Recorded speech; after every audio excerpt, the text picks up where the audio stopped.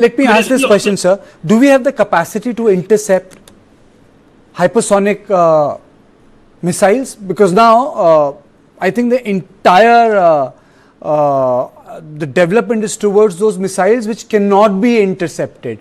10 Mach, 9 Mach, making interception impossible. Isn't that so, sir? It is not only 9 Mach, 10 Mach. It is 15 Mach, 20 Mach. The one arsenic what Russia had fired, it is about 17 Mach of the terminal velocity. No one can shoot it down. There is no time to track it and then make a counter offensive against it. There is no time. But remember, most of these hypersonic missiles are not nuclear armed, because even for the nuclear detonation to take place above the surface, there needs to be a time for the detonation mechanism, for the height to be perceived, and then make the detonation system happen. So even there, it is a reasonably safe option. We should not be waylaid by that. Okay, so-and-so has got a hypersonic. No problem. Let them have hypersonic. But when it comes to the missiles, that lethal capacity of the nuclear arsenal, their interception is the one, and reasonably good target acquisition is the one what makes all the difference. Look, most of the missiles, as you may look, it doesn't come like this. It doesn't come here. The moment approximity happens, there's a detonation in our air defense system, whether it is S-400 or Prithvi Air Defense System or AD, that detonates. And the fragments of it, that damages the incoming missile, and that is made neutralize the impact of it. Even the range goes down, target goes down, everything goes hayward, and that missile is made non-effective. So remember this, and then in light of this, India has to look 30 years, 40 years beyond, in which PM Modi has given. Are you saying that there is no deterrence to a hypersonic delivery system? There could be in the coming days. Work is already happening both in India and abroad. There could be a deterrence. What right now, for a missile like arsenic and some more, which has got Mach value of terminal Mach velocity of about 10 Mach beyond. Do you think BrahMos can be intercepted? It's a supersonic missile? Yeah. It is a supersonic missile. About 2.2 to 2.5 is the Mach is the velocity. It can be intercepted. There is no problem.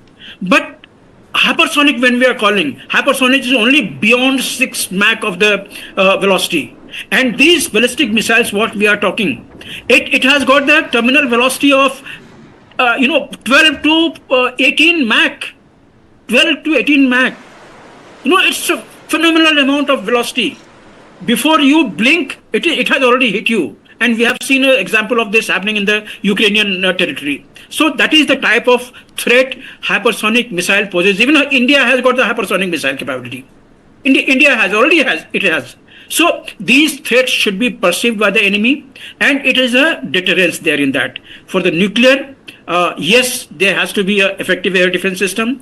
Remember when this battle was going on, Operation Sindoor 1, there was one missile by Pakistan fired at Delhi, but that was intercepted effectively by our own missile defense system. So these pros and cons will continue happening. The technological advancement in the missile. But don't you think we need an upgrade of S-400, sir? Oh yes, that is one area where we must work with the Russians, because in the target acquisition system, where intricacy comes the maximum, that target acquisition system of late in India by DRDO itself has been worked on, and today its variation is about say 0.5 meter, just about that much. So it is that accurate right now, but it has to be even lesser than that, so that no missile goes without hitting that incoming target.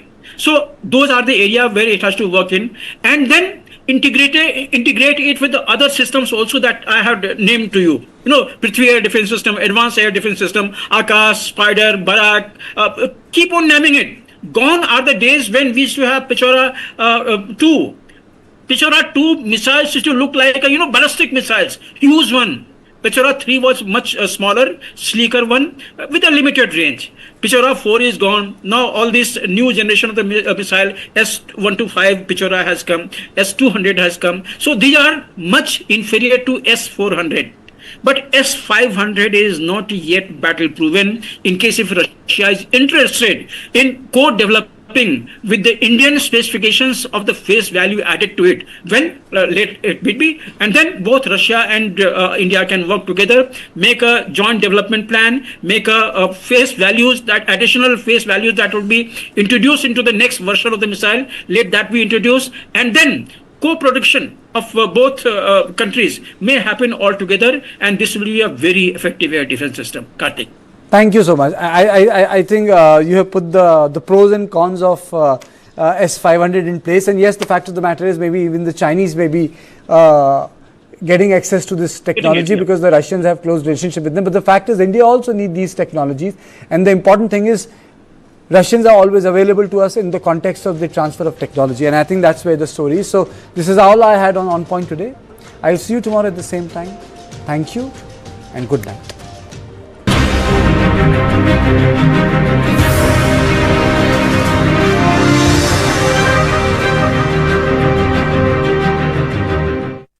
सोच रहा हूँ term life insurance ले लूं ताकि मेरे बाद family को पैसों की कमी ना हो। तू भी ले ले। अबे जल्दी क्या है, बाद में देख लेंगे।